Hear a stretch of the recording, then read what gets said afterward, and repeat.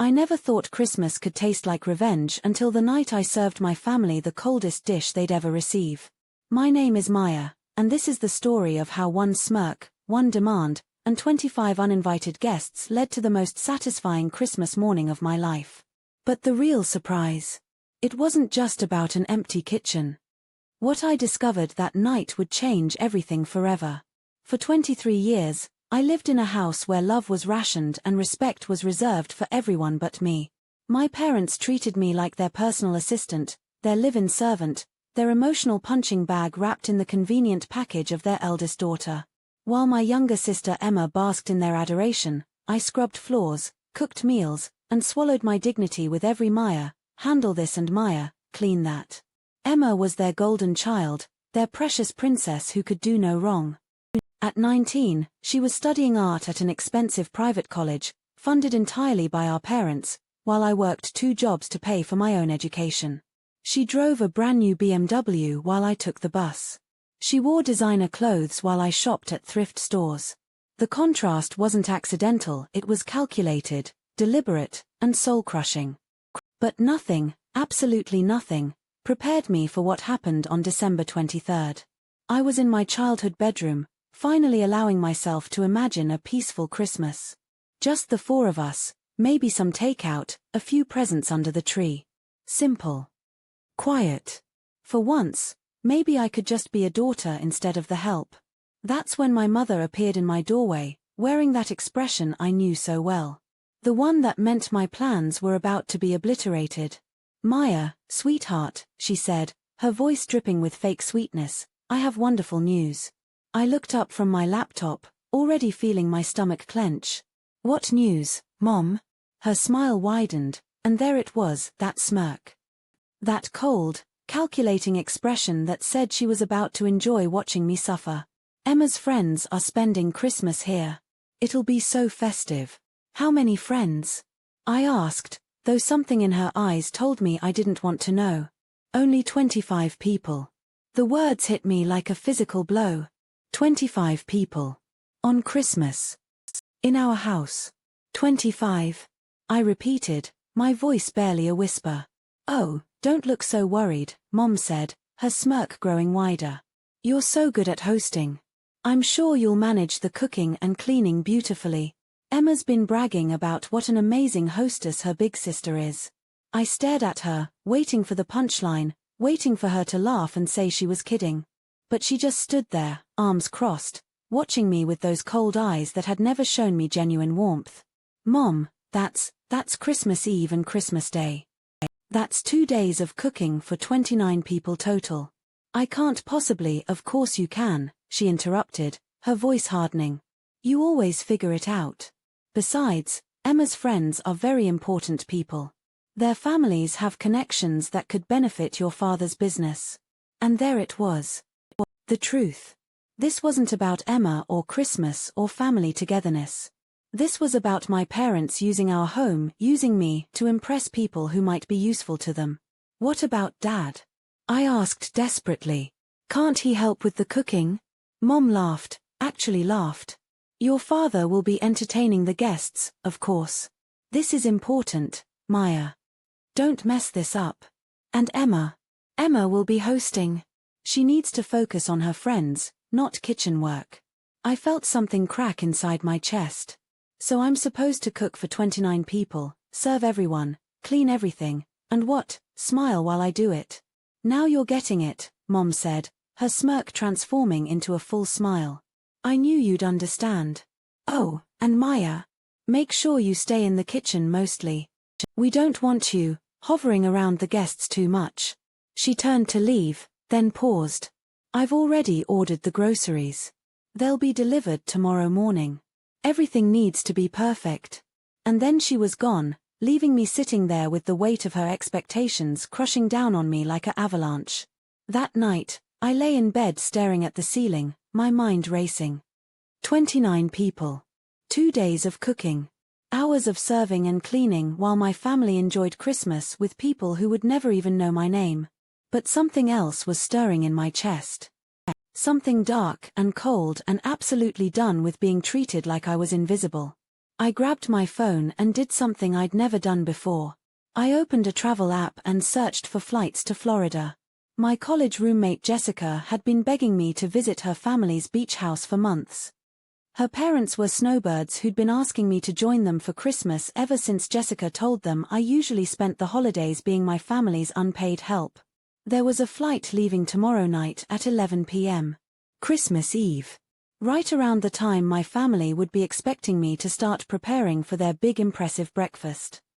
I stared at the booking screen for a long time, my finger hovering over the purchase button. This wasn't just buying a plane ticket. This was declaring war. But as I remembered my mother's smirk, as I imagined Emma's friends expecting to be waited on by the invisible sister, as I pictured my father treating me like hired help in front of people he wanted to impress, something inside me hardened into diamond. I clicked purchase. The next morning, I woke up with a smile for the first time in months. The groceries arrived as promised, box after box of expensive ingredients, enough to feed an army. I helped carry them in, organized everything perfectly, and even started some prep work. My parents watched with approval, probably thinking they'd successfully guilt-tripped me into compliance once again. "See," Mom said to Dad as I arranged vegetables in the refrigerator. "I told you Maya would handle everything beautifully." I looked up and smiled. "Of course, Mom. Everything's going to be perfect." And I meant it. Just not in the way she thought. That afternoon, while my parents were out doing last-minute shopping and Emma was getting her nails done for the big day, I packed a single small suitcase. Enough clothes for a week in Florida.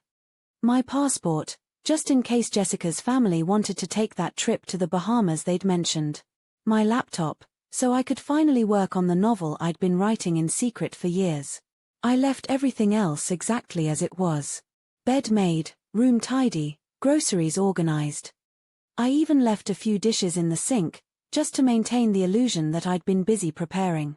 At 6 p.m., I ordered an Uber to the airport. As I waited by the window, watching for the car, I felt something I hadn't experienced in years: pure, crystalline freedom. Emma came home first, laughing with 3 of her friends who'd arrived early. They swept past me without acknowledgement, heading upstairs to her room. I could hear them giggling about tomorrow, about how impressed everyone would be with the house, with the food, with everything Maya had prepared for them. At 10:30, I wheeled my suitcase to the front door. My parents were in the living room, watching a Christmas movie and probably congratulating themselves on how smoothly everything was going. "I'm stepping out for a bit," I called casually. "Don't be long," Mom called back. "You'll need to start the bread dough tonight for tomorrow's breakfast." "Sure thing," I said, opening the front door. "Don't wait up." The Uber driver was exactly on time. As we pulled away from the house, I looked back once at the warm yellow windows, at the Christmas lights my father had finally hung after I'd asked him for 3 weeks, at the home where I'd never really belonged. My phone was buzzing with texts from Jessica. "Flight lands at 1 a.m. Mom's making your favorite key lime pie. Dad can't wait to teach you to paddleboard. This is going to be the best Christmas ever." I leaned back in the seat and watched my childhood disappear in the rearview mirror. The plane lifted off at exactly 11 p.m. on Christmas Eve. As we rose above the lights of the city, I imagined my family getting ready for bed, probably assuming I was in the kitchen, dutifully preparing for tomorrow's performance. Maybe Mom had even smiled to herself, thinking about how well she'd managed to manipulate me once again. But somewhere over Georgia, as I sipped ginger ale and watched clouds drift past the window like ghosts, I started to wonder, what would their faces look like tomorrow morning when they realized the kitchen was empty? What would Emma tell her 25 important friends when there was no breakfast, no perfectly arranged fruit platters, no homemade bread, no eggs Benedict that I'd learned to make just because she'd mentioned liking it once? What would my parents say when their chance to impress these connected families crumbled into embarrassment and chaos? The thought made me smile in the darkness. Jessica met me at the Fort Lauderdale airport with tears in her eyes and the biggest hug of my life. "You actually did it," she whispered. "You actually chose yourself for once." Her parents' beach house was everything I'd dreamed of: white walls, ocean breezes, and a family that treated me like I mattered from the moment I walked in. Jessica's mom, Carol, hugged me like I was her own daughter. "We're so glad you're here, Maya," she said. Jessica talks about you constantly. We've been hoping to meet the young woman who's been such an amazing friend to our daughter. That night, as I fell asleep to the sound of waves and felt genuinely welcomed for the first time in years, my phone started buzzing. Text after text from my family, starting confused and escalating to panicked. Mom, 6 a.m. Maya, where are you? The guests start arriving in 2 hours. Emma, 6:15 a.m. Where's breakfast? People are going to be here soon. Dad, 6:30 a.m. Maya, call home immediately. Mom, 6:45 a.m. This isn't funny. Get home now. Emma, 7 a.m. I'm going to kill you. Do you have any idea how embarrassing this is? I read them all while sipping coffee on the beach, watching the sunrise paint the sky in shades of pink and gold. Then I turned off my phone and walked into the ocean for my first swim in years. But the real surprise wasn't my disappearance. The real surprise was what I discovered when I finally turned my phone back on that evening. There were 47 missed calls, 63 text messages, and 3 voicemails that would change everything. The first voicemail was from my mother, recorded at 8 a.m., her voice shaking with rage. Maya Elizabeth Carter, if you don't call me back in the next hour, you are no longer welcome in this house. Do you hear me? Emma's friends are arriving, and there's nothing ready. Nothing. You've humiliated this entire family. The second was from Emma, crying, Maya, please, I'm begging you. My friends are here and they're asking where breakfast is, and Mom is having a breakdown and Dad is yelling and I don't know how to cook anything. Please come home. I'm sorry, okay? Just please come home. But it was the third voicemail that made my blood run cold. It was from my father, recorded at 10 a.m., and his voice was different. Quiet. Almost impressed. Maya, he said slowly, I don't know where you are or how you planned this, but, well played. Your mother is upstairs crying, Emma's friends left early, and I just spent the morning ordering pizza for breakfast and listening to 25 privileged college kids complain about our hospitality. I haven't seen your mother this rattled in 20 years. Call me when you're ready to talk. But Maya, whatever you're doing, wherever you are, good for you. I sat on the beach, phone in my hand, waves lapping at my feet, and started laughing. Not the bitter laugh of someone who's been hurt, but the deep, genuine laughter of someone who's finally won. Jessica found me there an hour later, still giggling to myself as I scrolled through increasingly desperate text messages. That bad? She asked, settling into the sand beside me. Actually, I said, showing her my father's voicemail, it's perfect. Over the next few days, the messages kept coming. Mom went through the 5 stages of grief via text: denial, this is just a misunderstanding; anger, how dare you abandon your family; bargaining, if you come home now, we'll forget this ever happened; depression, I can't believe you'd hurt us like this; and finally, something that might have been acceptance: we need to talk when you get back. Emma's messages were more interesting. After the initial panic and anger, they shifted to something I'd never seen from her before: genuine reflection. Maya, I keep thinking about yesterday and I'm realizing I never said thank you. For any of it. For all the Christmases you cooked while I opened presents. For all the times you cleaned up my messes. For all the ways you took care of our family while I just existed. I'm sorry. I'm really, really sorry. But it was the message that arrived on December 27th that changed everything. Maya, this is going to sound crazy, but Emma's friend Madison stayed late on Christmas morning trying to help with the disaster. She kept asking about you. About the sister who was supposed to handle everything. When I explained that you'd left, she got really quiet.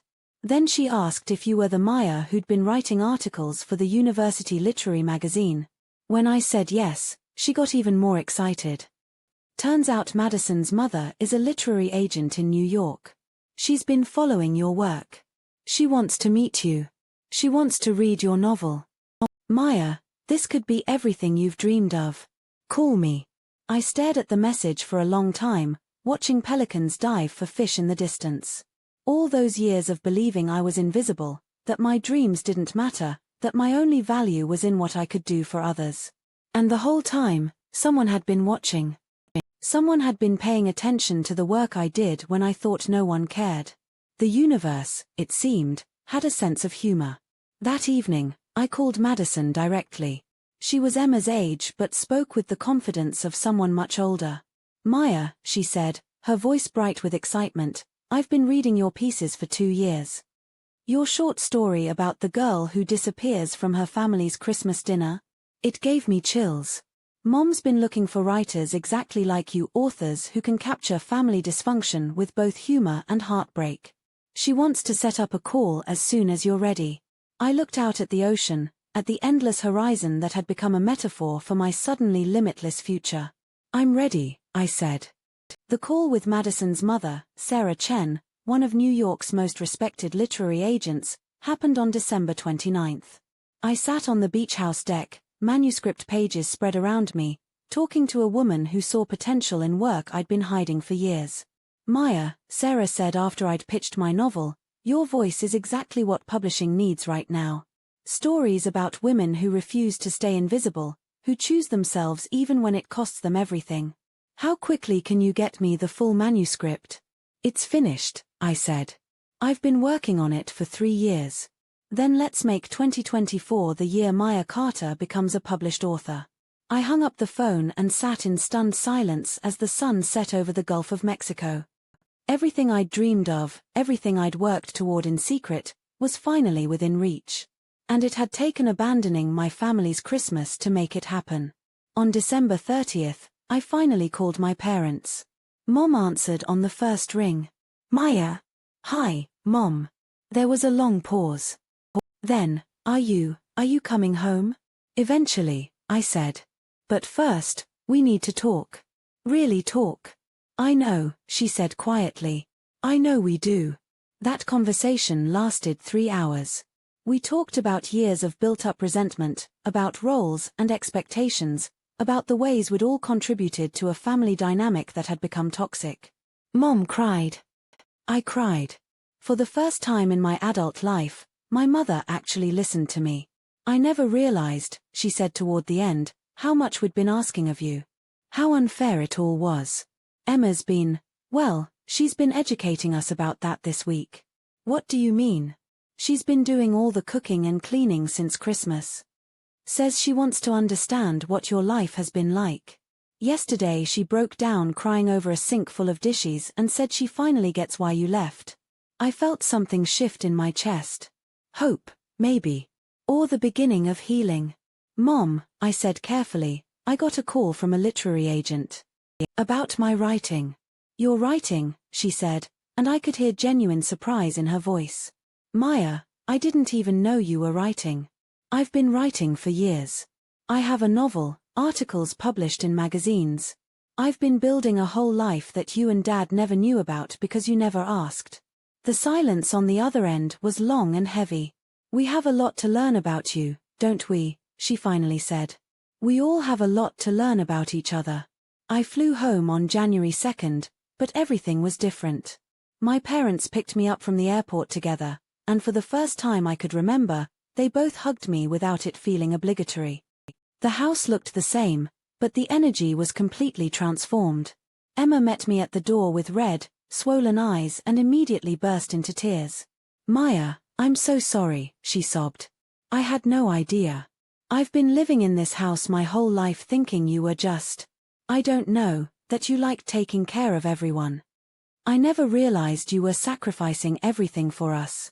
She hugged me tighter than she had since we were children. "I've been doing everything myself since Christmas, and I can barely manage it for 4 people. I can't imagine doing it for 29. I can't imagine doing it for years." That night, we had a family meeting. A real one, where everyone got to talk and everyone had to listen. Dad spoke first. "Maya, I owe you an apology that's about 20 years overdue. I've been so focused on providing financially that I forgot to actually parent. I forgot that you were my daughter, not my employee." Mom was next. I think I was jealous of you, Maya. You were always so capable, so independent.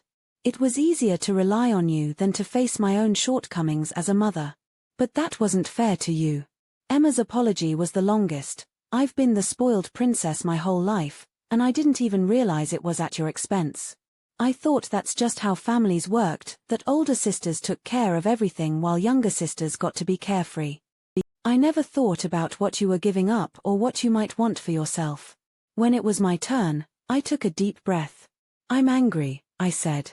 I'm hurt. But I'm also hopeful. Because for the first time, you're all actually seeing me as a person instead of a function. And that's all I ever wanted. We talked until sunrise. We made agreements about how things would change, about how we'd redistribute responsibilities, about how we'd build a family dynamic based on mutual respect instead of exploitation. But the most important conversation happened 3 weeks later, when Sarah Chen called with an offer from a major publisher. I was sitting in the kitchen, the same kitchen I'd abandoned on Christmas Eve, when my phone rang. This time, though, Emma was cooking dinner and Mom was setting the table while Dad loaded the dishwasher. Everyone was contributing. Everyone was present. Maya, Sarah said, her voice bubbling with excitement, sit down. HarperCollins wants your novel. They're offering a 3-book deal with an advance that's going to change your life. I dropped the phone. Emma looked over from the stove. Maya, what's wrong? I stared at her, then at my parents, then picked up the phone with shaking hands. Sarah, could you repeat that number? When she did, my family heard me gasp. Emma turned off the burner and rushed over. Mom and Dad stopped what they were doing and gathered around the kitchen island. Maya, Sarah continued, they want to publish The Invisible Daughter this fall. They think it's going to be huge. You're going to be a published author. I hung up the phone and looked at my family through tears. For the first time in my life, they were looking back at me with pure, unconditional pride. Our daughter is going to be a famous writer, Dad whispered. I always knew you were special, Mom said, and for once, I believed her. Emma hugged me and whispered, I'm so proud to be your sister. 6 months later, I moved to New York to work with my publisher and agent on my book launch. But I came home every few weeks, and each visit was better than the last. My family had learned to see me, to value me, to love me for who I was instead of what I could do for them. Emma started her own blog about privilege and family dynamics, writing honestly about her journey from spoiled princess to self-aware young woman. It went viral, and she's now speaking at colleges about recognizing and dismantling family inequality. Mom and Dad started couples therapy and individual counseling, working to understand how they'd created such a toxic dynamic and how to prevent it from happening again. They also started a scholarship fund for first-generation college students, inspired by their newfound understanding of what I'd been struggling with all those years. And me. The Invisible Daughter became a bestseller. It resonated with thousands of readers who'd felt overlooked, undervalued, and taken for granted by their own families. I went on book tours, did interviews, and connected with people who shared my story of choosing themselves over dysfunction. But the most satisfying moment came exactly 1 year after my Christmas disappearance. On December 23, 2025, my publisher threw a launch party for my second book. The venue was packed with literary agents, publishers, critics, and readers who'd fallen in love with my writing. Emma flew up from college to be there. Mom and Dad drove up from home, beaming with pride as they watched their daughter accept praise for work they'd never known she was capable of. As I stood at the podium, looking out at a room full of people who saw me, who valued my voice, who understood my worth, I thought about the girl who'd sat in her childhood bedroom a year ago, staring at a plane ticket and choosing freedom over servitude. This book, I told the crowd, is dedicated to everyone who's ever felt invisible in their own family. To everyone who's ever been told their dreams don't matter. To everyone who's ever had to choose between keeping the peace and keeping their sanity. I paused, looking directly at my family in the front row. But it's also dedicated to the possibility of change. To families who can learn to do better. To people who can recognize their mistakes and fight to fix them. To the radical idea that it's never too late to start seeing each other clearly. After the event, as we walked through the snowy streets of Manhattan, Emma linked her arm through mine. Maya, she said, I have a confession. Oh no, I laughed. What now? That Christmas when you left. After all of my friends went home and I was standing in our empty kitchen, crying and trying to figure out how to make scrambled eggs for 4 people, That was the first time I realized you were a whole person with your own life and dreams and feelings. Not just my helpful big sister, but Maya. An actual human being who I'd been taking for granted my entire life. She stopped walking and turned to face me. "Thank you for leaving," she said seriously. "Thank you for refusing to be invisible anymore. You saved our whole family by saving yourself first." As we stood there in the falling snow, surrounded by the bright lights of a city that had welcomed me with open arms, I thought about that dark moment exactly 1 year ago when I'd bought a plane ticket and walked away from everything I'd ever known. The best revenge, it turns out, isn't about making people suffer. It's about refusing to suffer in silence. It's about choosing your own story over the story others write for you. It's about disappearing from their version of your life so you can finally appear in your own. That Christmas Eve flight to Florida didn't just take me to a beach house. It took me to myself. And once I found her, the real Maya, the writer, the dreamer, the woman who refused to stay invisible, there was no going back. My mother's smirk that night had been meant to crush me. Instead, it freed me. Her expectation that I would bow and serve and smile while doing it had been the final weight that broke the chain keeping me tethered to a life that was never really mine. Now, as I walked through New York with my family, my changed, growth, genuinely loving family, I smiled thinking about that empty kitchen on Christmas morning. About 25 confused college students wondering where breakfast was. About my parents realizing, maybe for the first time, exactly how much they'd been asking of their invisible daughter. The girl who'd scrubbed floors and swallowed her dreams was gone. In her place was a woman who'd learned the most important lesson of all: sometimes you have to disappear from someone else's story to finally star in your own. And sometimes, if you're very lucky, the people who lost you will work hard enough to deserve finding you again. But the real surprise, the one I never saw coming, was learning that my voice, the one I'd kept hidden for so many years, was exactly what the world had been waiting to hear. What would you do in this situation? Tell me in the comments. If you enjoyed this revenge twist, hit like and subscribe so you don't miss the next story.